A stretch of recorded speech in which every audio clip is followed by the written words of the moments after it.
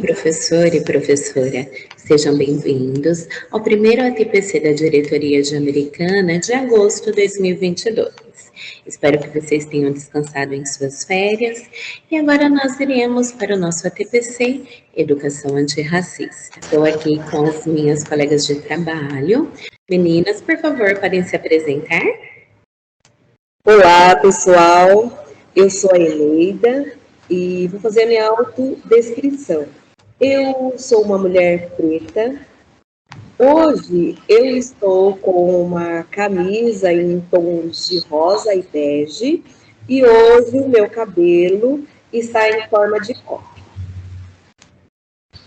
Olá, eu sou a Grazi, eu sou uma mulher branca, eu tenho meu cabelo todo encaracolado e nesse momento ele está ruivo, eu uso óculos escuro preto, tá? Eu estou com uma roupa, com uma blusa preta. Ok. Obrigada pela contribuição. Estou aqui representando os anos iniciais. Passo a palavra, é com vocês. Então, vamos lá. Essa TPC, na verdade, é uma forma de nós compartilharmos algumas coisas que nós estamos estudando. Então, com certeza, vai ser muito esclarecedor e muito motivador para nós. A primeira coisa que eu acho que seria interessante a gente diferenciar é trilha antirracista e educação antirracista. No ano passado, nós tivemos uma trilha antirracista, né?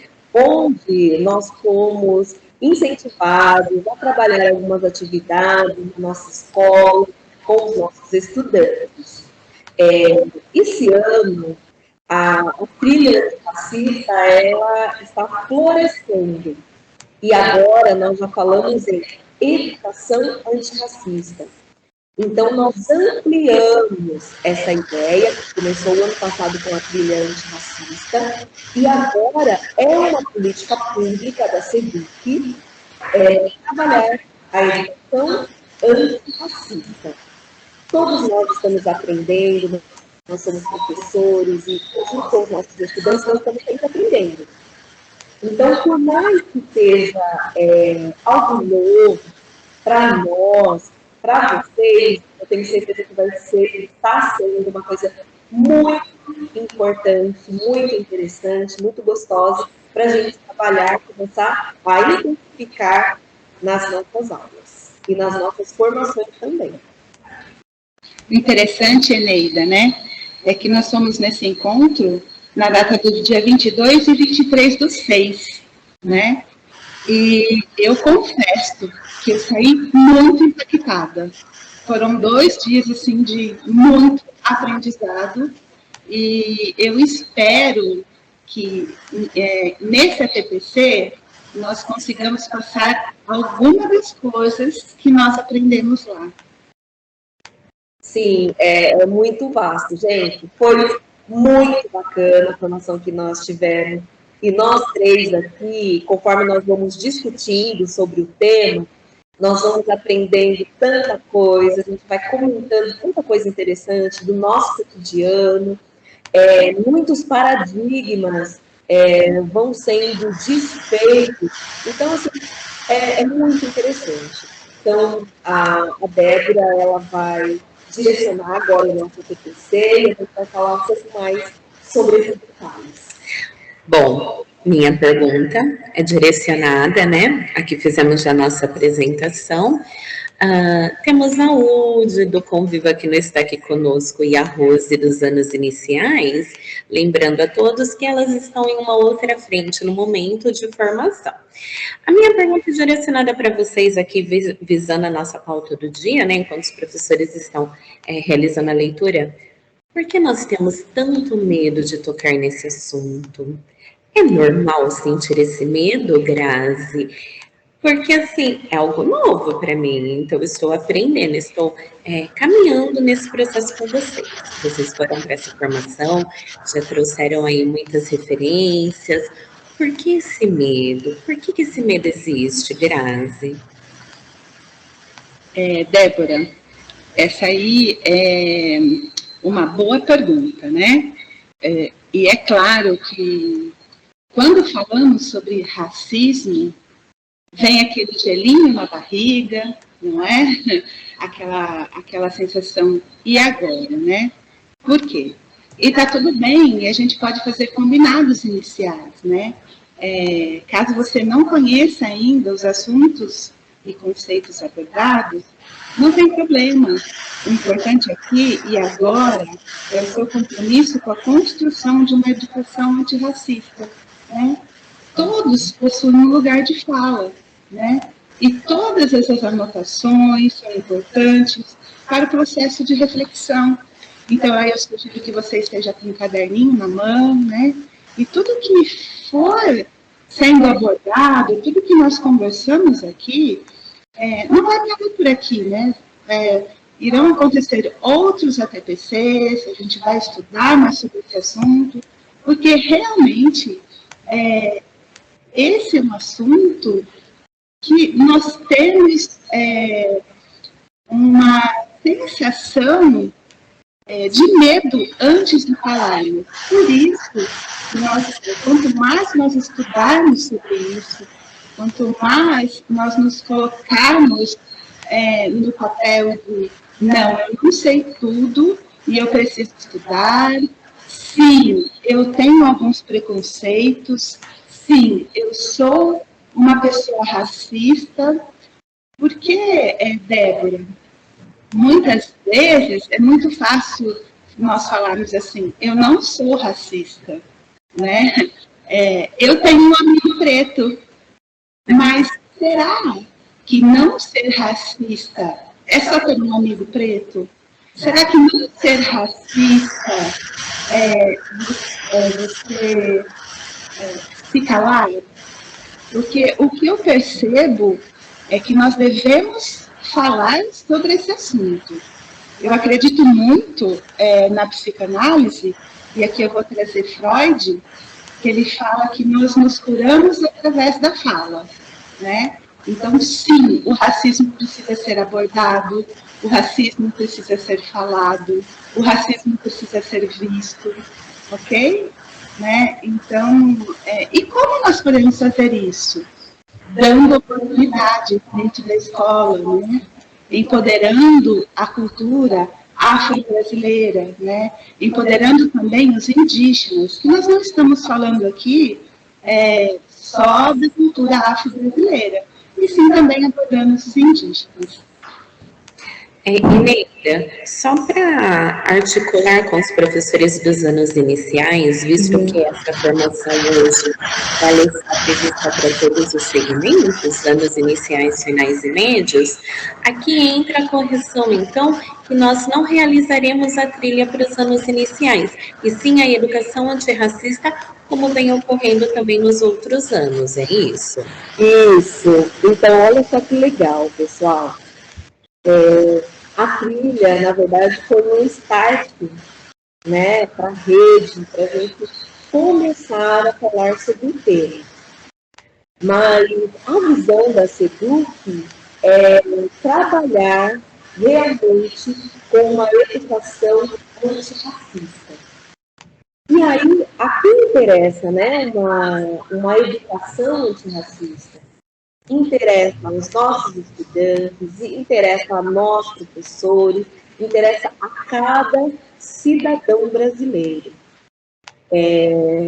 Muitas vezes, algumas pessoas falam assim, mas eu não sou pardo, eu não sou preto, eu sou uma pessoa branca, então o antirracismo não tem a ver comigo.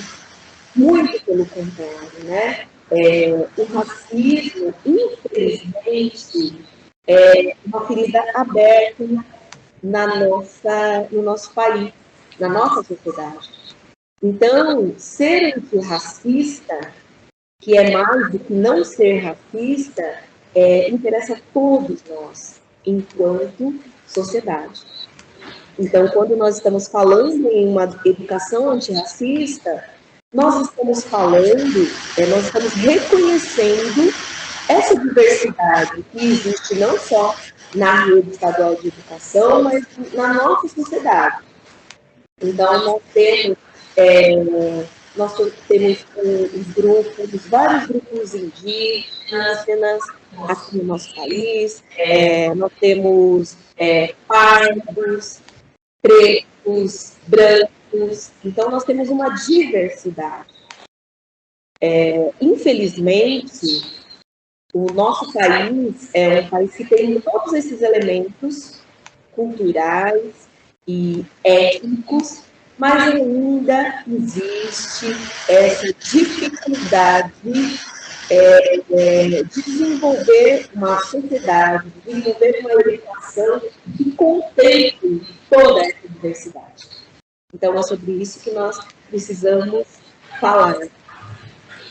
Bom, professor e professora, eu sei que é um tema que abrange muitas áreas e vertentes, e assim como nós estamos realizando com o Inova nos iniciais e demais frentes, nós nos programamos, tá? Para que esse APPC seja parte 1 e parte 2, porque sabemos que uma pequena introdução, ela já consome um tempo elevado. Então, nós não temos como intuito simplesmente correr para dar um conteúdo a você. Nós queremos realmente que você faça uma reflexão conosco, ok? Então, não se preocupe que nós daremos continuidade a esse tema também no próximo ATPC. Vamos falar um pouquinho, então, trilha antirracista e educação antirracista. Bom, todos possuem lugar de fala. Realmente, Grazi, todos possuem um lugar de fala? Posso afirmar? Sim, com certeza. Eu abordei já, né, esse slide, mas aqui é bem importante, eu queria colocar uma curiosidade. Os efeitos do racismo no cérebro e no corpo, né, de cada indivíduo. Então, esse estudo ele foi feito no Centro de Desenvolvimento Infantil, lá da Universidade de Harvard, né? Então, esse estudo diz que o corpo em estado de alerta constante.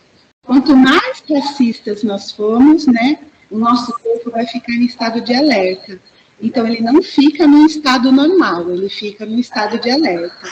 E com isso, mais chance de doenças crônicas ao longo da vida, tá? Por quê? Porque nós vamos estar num estado de estresse e não num estado normal do indivíduo.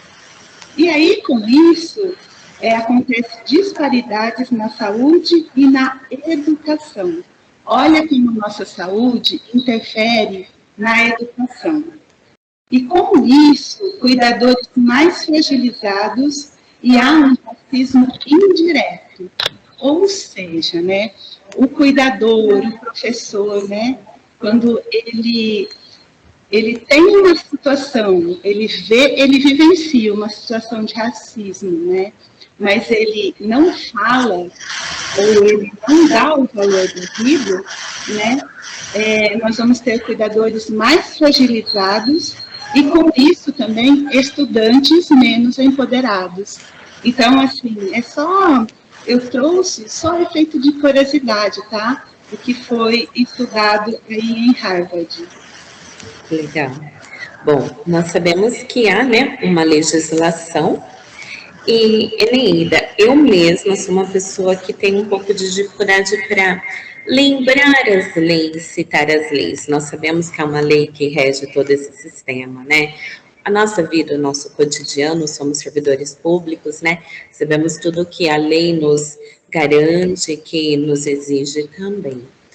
E como que nós podemos abordar isso com o nosso professor que nunca escutou falar sobre esse tema, ou ao menos que escutou, nunca estudou, porque na sua área, o estudo e o aprofundamento também faz parte desse tema, não é mesmo?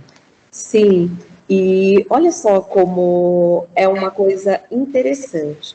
Agora eu vou falar um pouquinho sobre as leis, mas a gente não vai se fechar só nessa questão de lei. Então, nós estamos falando sobre saúde pública também, como a Grazi acabou de falar.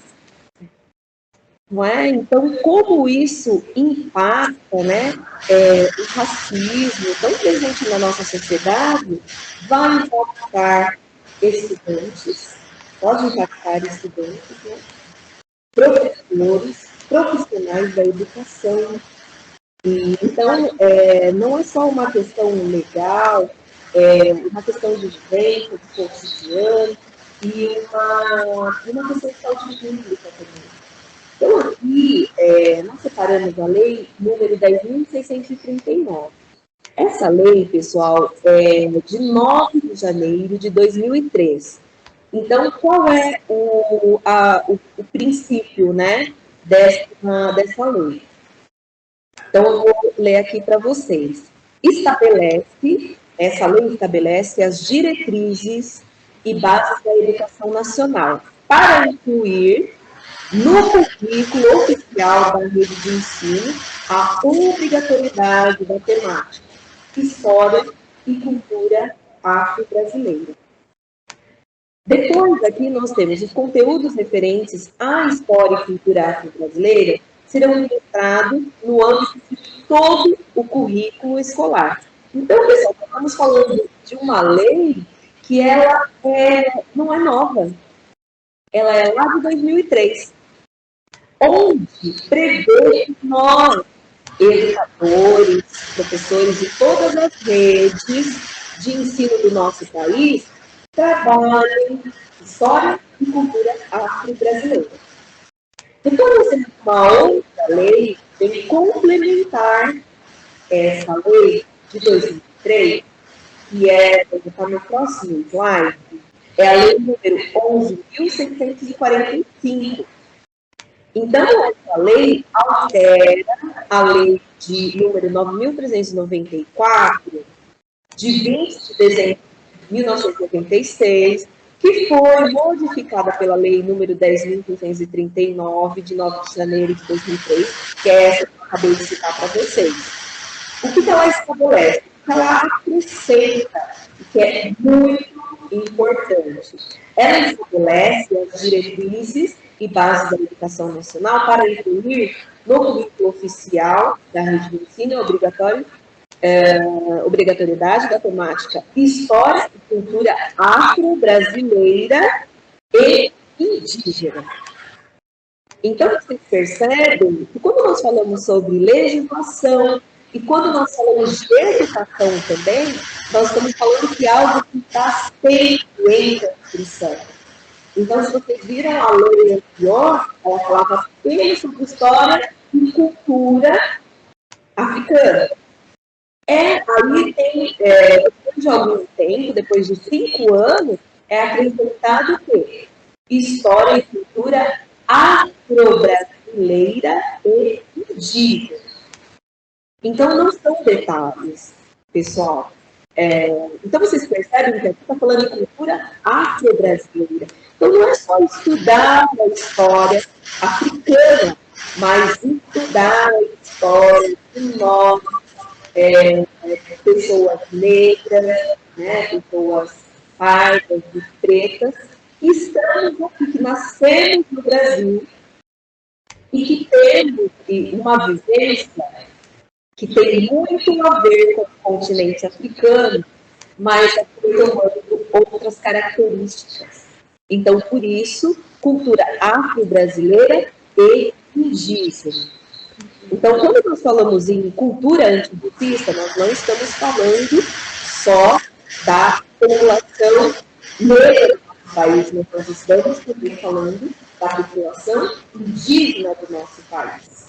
Poderíamos falar de outros grupos étnicos, sim, mas como aqui no nosso país é muito importante a gente olhar para dentro, né, da nossa casa, do nosso país, como nós temos principalmente esses dois grupos étnicos como minorias hoje. Então, nós vamos falar muito sobre cultura afro-brasileira e indígena. Eneida, só para complementar, como todos nós, né, dessa educação antirracista, nós temos nossa corresponsabilidade. né? Então, não adianta ficar esperando o outro. Por quê? A construção de estratégias educacionais que visem ao combate do racismo é uma tarefa de todos os educadores, independente do seu pertencimento étnico-racial, né? Então, fica aqui hoje a mensagem de que corresponsabilidade, todos nós estamos inseridos nessa responsabilidade, né? Não é só o professor, não é só o aluno, mas sim toda a equipe gestora, todas as pessoas que trabalham dentro da escola, né? Desde o portão, né? Desde as pessoas que ficam na secretaria, atendendo, né? A comunidade. Então, eu achei importante ressaltar. Na fala, né, tanto da Eneida como da Grazi, nós estamos verificando principalmente algo que é muito forte nos anos iniciais, tocar nesse tema somente em datas comemorativas, no Dia do Índio ou no Dia da Consciência Negra. Porém, nós estamos desconstruindo esse pensamento, não é mesmo? Porque agora eu preciso levar esse tema para o meu dia a dia na sala de aula, algo que realmente não é fácil. Qual nós precisamos estudar muito, que é o intuito dessa formação. Débora, que coisa interessante que você está falando. Aqui a gente tem um slide que fala assim, Lei Estadual 14.187 de 2010, que dispõe sobre as penalidades administrativas. Só que aí eu fico pensando, nós somos educadores, o nosso objetivo não é que existam penalidades, mas que exista uma construção, não é que exista um letramento de uma educação antirracista, né? Então, aqui nós colocamos essa lei estadual para que a gente perceba que a SEDUC e o Estado de São Paulo tem um posicionamento muito, muito firme em relação a essa educação antirracista. Tá? Não é uma pauta de uma minoria só apenas, não. É uma pauta que ela diz respeito a todos nós. Não tire direitos. Realmente, né? E o estudante, será que ele conhece os seus direitos? Também é o dever do professor empoderar esse estudante, não é mesmo? Sim, e aqui, né, não tire direitos. É direito de cada estudante conhecer a história e a produção cultural científica dos seus antepassados, né? Então, quando a gente fala em direito, Débora e Eneida, né? Para que nós para que nós, assim, como eu vou falar, para que a gente tenha esse direito, primeiro de tudo, nós temos que saber e ter empoderado dentro, né, da nossa individualidade o que é o nosso direito, né? E para você conhecer os seus direitos, você tem que estudar e se empoderar desse direito. Então, como eu vou falar dos direitos para os estudantes se eu não sei dos meus direitos? Então, eu tenho que me empoderar, saber dos meus direitos, né? Para depois estar passando isso para os meus estudantes. E a gente não pode deixar aqui de falar de educação antirracista, se também nós não falarmos do projeto de vida, não é? Então, o projeto de vida, ele é muito importante, que o professor também tenha esse projeto de vida e que conforme ele se empodera do seu projeto de vida, ele também vai ter subsídios para falar sobre o projeto de vida para esses alunos, né?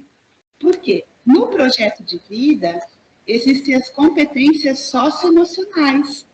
Elas são definidas como as capacidades individuais que se manifestam de modo consistente em padrões de pensamentos, sentimentos e comportamentos.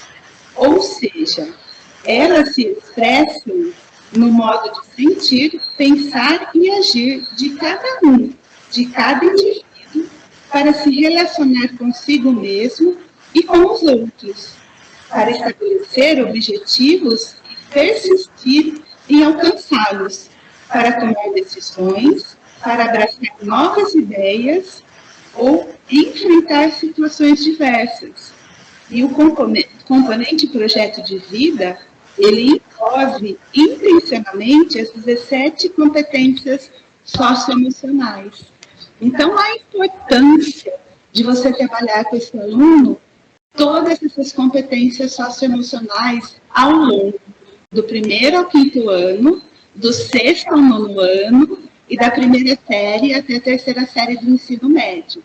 Por quê? O indivíduo, ele pensa. E como ele pensa, ele sente.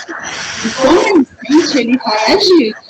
Então, se esse indivíduo, esse estudante, ele é empoderado desde os primeiros anos do ensino, dos anos iniciais, ele vai ter toda a sua trajetória, tá, para chegar naquele estudo do ser integral. Então, quando nós falamos de educação antirracista, nós não podemos perder de vista o projeto de vida e também, dentro do projeto de vida, desse componente do projeto de vida, você vai estar estudando todas essas habilidades socioemocionais, essas 17 habilidades que são tão importantes para a nossa vida enquanto indivíduo, para a nossa vida enquanto consciência interior, enquanto o fortalecimento da nossa psique. Ok? Você terminou respondendo uma pergunta que eu iria fazer de imediato, né? A importância de trazer o tema para os anos iniciais. Fantástico, Grazi. Eneida? Naide, eu quero fazer um comentário aqui. É incrível, né? Que a gente começa a falar uma coisa e a gente já vai linkando com tantas outras que fazem parte do cotidiano escolar. Então, aqui eu gostaria de destacar da importância de conhecer a história e a produção cultural e científica, tanto dos nossos antepassados, mas dos nossos contemporâneos. E aí a Grazi vem falando sobre o projeto de vida. O que nós temos, é muito importante isso, o que nós temos que ter em mente é que quando nós falamos de uma educação antirracista, a gente não está falando só do nosso passado, não, a gente está falando do hoje. Como é importante o estudante compreender, faz parte do projeto de vida, muitas vezes, se identificar com uma pessoa indígena, parda, preta, que tem uma produção cultural e científica e que isso seja evidenciado. Por quê? Se o aluno, isso enfraquece muito o projeto de vida do aluno, se ele não identifica nos produtores culturais e científicos, nas personalidades, pessoas que ele se identifique. Né? Então, é muito importante isso. Então, e a Grazi pode falar um pouco mais sobre isso, mas se eu, estudante, mulher, homem, preto, pardo, se eu não vejo na sociedade, nos locais onde eu convivo, se eu não vejo nenhum, por exemplo, médico preto, será que eu vou pensar, meu projeto de vida poderia ser médico, uma médica, sendo preto, sendo pardo, sendo indígena, né, Grazi? Sim, e aí isso se reverte também na figura do professor. O estudante está vendo lá que ele tem um professor preto, né? E ele pensa também, eu também posso ser professor, não é? Isso. E eu dei um exemplo aqui, tá, pessoal? Por que eu usei o exemplo médico? Porque isso é visível na nossa sociedade. A quantidade tão pequena de médicos pretos, pardos e indígenas. E a maioria da nossa população está dentro desses grupos.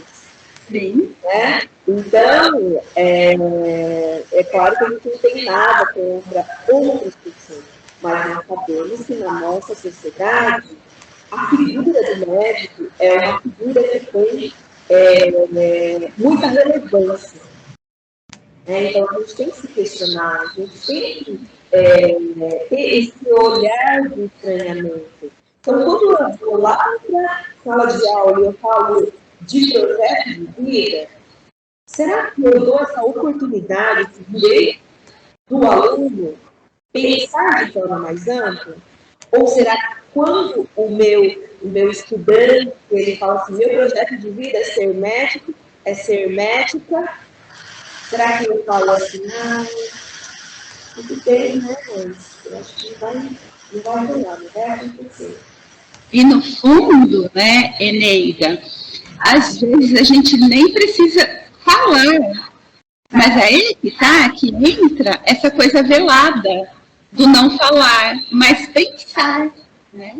E quando eu penso que esse estudante, né, ele não pode, eu estou, assim, dentro do meu interior, do meu ser, tendo esse racismo velado, que não é falado, né? Por isso nós precisamos trazer para as escolas, né, oportunidades, né, estudos, né, letramentos antirracistas. Para quê? Para que o aluno, quando ele entra na escola, ele veja os projetos pedagógicos empoderando, né, essa cultura afro-brasileira, né, falando, tendo lugar de fala, de espaço sobre esse assunto da educação antirracista. Bom, podemos ir para as definições, o que é racismo, racismo estruturado. Eneida, você pode fazer essa reflexão? Sim. Pessoal, nós pensamos em uma pauta, mas conforme a gente vai conversando, o assunto é tão interessante, faz parte do nosso cotidiano que a gente acaba falando muitas coisas. Então, eu acho que a nossa pauta vai se encurtar um pouquinho. Mas é muito importante a gente trabalhar alguns conceitos, né? Então, o conceito de raça, racismo e racismo reverso, racismo estrutural e racismo na escola. Então, a primeira coisa é assim, vocês perceberam que raça, né, a palavra raça, ela está entre aspas. Por quê? Quando nós falamos em raça, raça é um conceito produzido culturalmente, certo? Então, como nós vamos ver essa palavra raça? Vamos ver, ainda na legislação brasileira, utiliza isso, raça, mas nós sabemos, né, estudos científicos, antropológicos e relacionado à estrutura do ser humano, a DNA, a célula, já tem estabelecido que nós não podemos distinguir os seres humanos por raça. Eu acredito que para muitas pessoas vai ser chocante, porque nós ouvimos muitas pessoas falando sobre, usando a expressão raça negra, raça branca, raça amarela. Algumas pessoas utilizam, mas hoje nós não usamos mais a palavra raça. Nós usamos etnia. Tá? Então, por quê? Assim como a educação, a cultura, a ciência, ela é viva, ela vai se reconstruindo.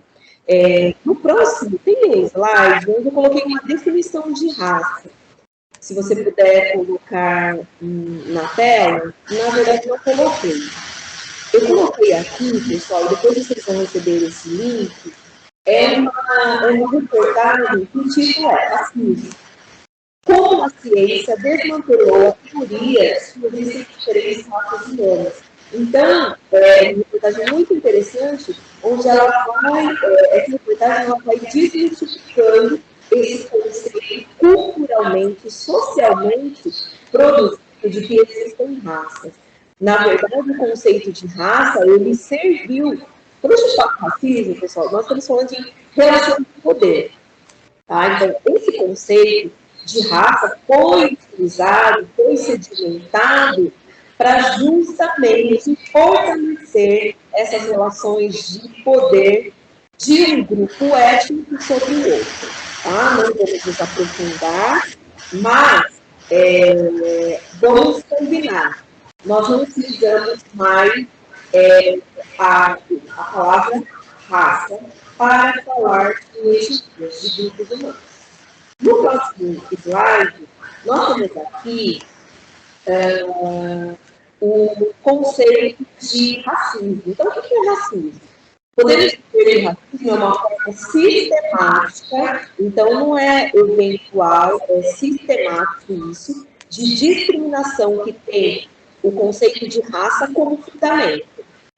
E que se manifesta por meio de práticas conscientes ou inconscientes, que culminam em desvantagens ou privilégios para indivíduos, depender do grupo racial a qual pertence.